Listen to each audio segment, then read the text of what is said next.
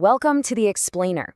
Today, we're looking at some truly fascinating ideas that might just completely shatter the limiting beliefs holding back your cognitive potential. We are diving into Roger Seip's Train Your Brain for Success. So, if you've ever felt like you read way too slowly, or maybe you constantly struggle to remember names, data, or big presentations, well, you're in the right place. This source promises some serious mental software upgrades so you can read smarter, remember a whole lot more, and ultimately break your own personal records.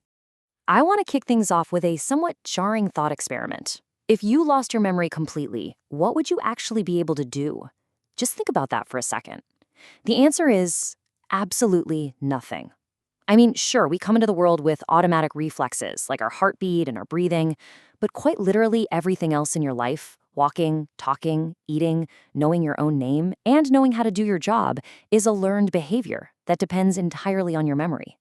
Your memory really is the foundation of everything you do. Okay, let's dive into this because the source points out exactly why we frequently get stuck in our learning and in our lives.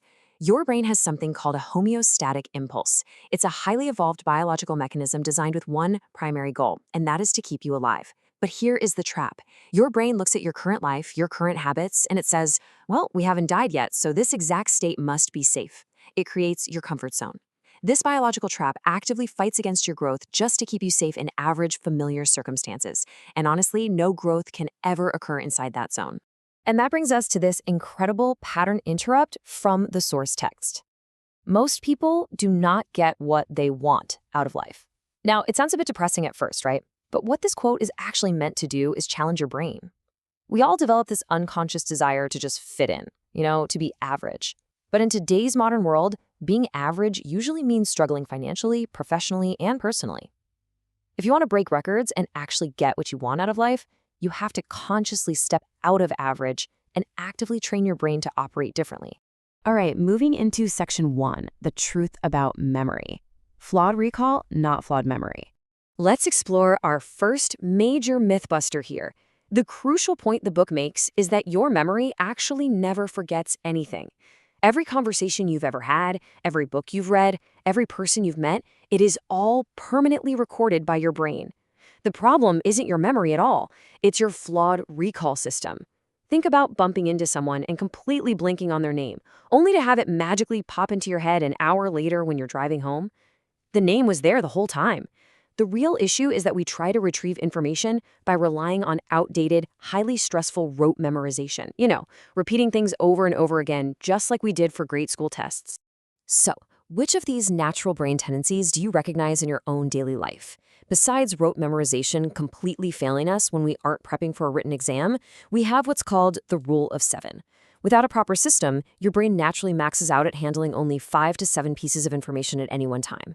Then there's the concept of primacy and recency, which is our natural biological tendency to only remember the very beginning and the very end of a list, while the middle just gets completely lost.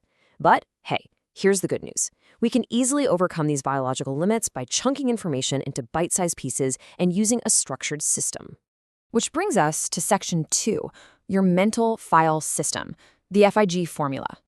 Now that we know exactly what is holding our recall back, let's step right into the actionable toolkit. What's really fascinating about this framework is how beautifully simple it is. It's called the FIG formula, and it organizes your brain exactly like a highly efficient corporate filing cabinet. First up is file. You need a specific, consistent place to store the information. This could be absolutely anywhere you can easily visualize, like specific parts of your own body. Second is image.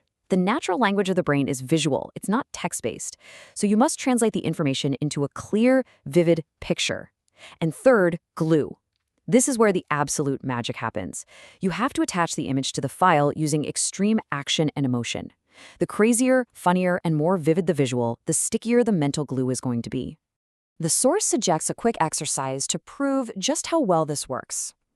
I want you to imagine your file is your forehead, and the piece of information you need to remember is the number 15.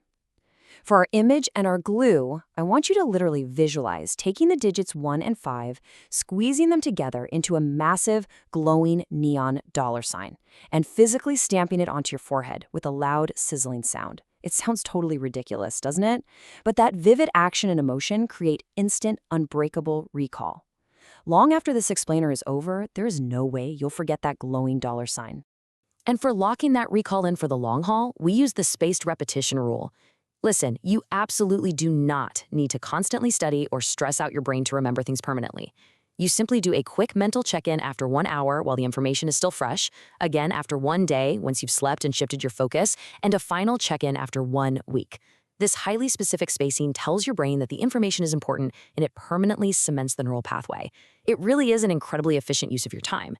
Let's move on to Section 3, Reading Like a Sixth Grader, the Speed Fallacy.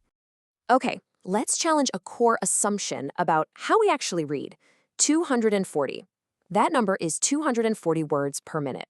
Do you know what that represents? Well, it is the average reading speed for a fully grown adult professional today. But guess what? It is also the exact average reading speed of an 11-year-old sixth grader, which means essentially your reading development entirely stopped when you were in middle school. The reality is, since the 6th grade, you probably haven't consciously trained your reading tools, and as a result, you've developed these 3 really bad habits. Mind wandering happens when you read too slowly, so your brain simply gets bored and starts daydreaming. Regression is when you constantly allow your eyes to dart back over the text you literally just read. And subvocalization, that's that little voice mentally whispering every single word in your head as you read. These habits are absolutely killing your speed, and they actually hurt your reading comprehension because they constantly break your focus. So let's fix that in Section 4, Smart Reading Tools, Upgrading Your Speed and Focus. According to the author, upgrading your reading speed actually boosts your comprehension because of the intense focus required. The core difference really lies in how we process text. Auditory reading, which is subvocalizing and hearing every single word in your head, creates a massive bottleneck. It physically limits you to your speaking speed, which tops out around 150 to 200 words per minute. Visual reading, on the other hand, bypasses those auditory centers completely.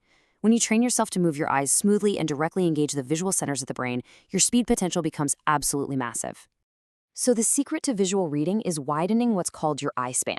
When you read, your eyes don't actually glide smoothly across the page. They actually jump and stop about 4 times a second. Every single stop is a fixation. Reading 1 word at a time is kind of like taking tiny 1-inch steps across a giant field. It takes forever. By training your eye muscles to widen their span, taking in groups of 3 or 4 words at every single stop, you start taking massive, leaping strides across the page. So how do we actually force our eyes to move forward and take in more words at once? We use the pace card technique. Now notice the specific placement here. You place an index card or even just a folded piece of paper above the line you are reading, not below it, and you pull it down smoothly. By covering up what you just read, you entirely cut off that escape route of regression. Your brain realizes it only gets 1 look, so it forces you to intensely focus forward. This instantly boosts your speed and totally stops your mind from wandering. It's a real game changer. And finally, Section 5, Brain Fuel, the physical component of success. To make all these amazing mental techniques work optimally, your brain needs serious hardware support. It uses 10 times more oxygen than any other part of your body. Looking at the fuel sources, omega-3s like salmon and walnuts physically insulate the electrical circuitry in your brain, allowing your neurons to fire rapidly. Antioxidants like blueberries and spinach maximize oxygen flow. And physical brain activities, especially getting proper sleep and practicing deep breathing, literally build the physical foundation that makes high-level cognition possible. You absolutely have to feed the machine. We've covered some incredibly powerful ground in this explainer today, from eliminating the rote memorization trap to finally upgrading from a 6th grade reading level. You now have the exact blueprint to build a mental file folder system for instant recall, and the visual tools like the pace card to read dramatically faster with way higher comprehension. The biological limitations of your comfort zone simply no longer apply. You have the tools from this source to completely break your own records. So with your newly upgraded mind, the only real question left is, what are you going to learn next?